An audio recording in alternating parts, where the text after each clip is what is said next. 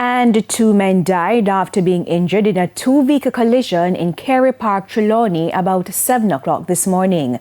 The two men are from Kingston addresses: Donovan Robinson, driver of a Toyota Axio, and Lloyd Buchanan.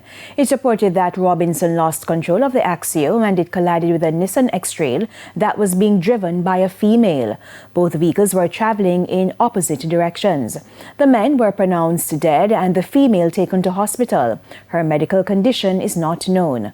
Firefighters say one of the men had to be cut from the Toyota Axio. Commander of the Trelawny Division, Superintendent Roland Walters, made an observation while on the accident scene. It is noted, however, that the road conditions was poor because the roadway was wet.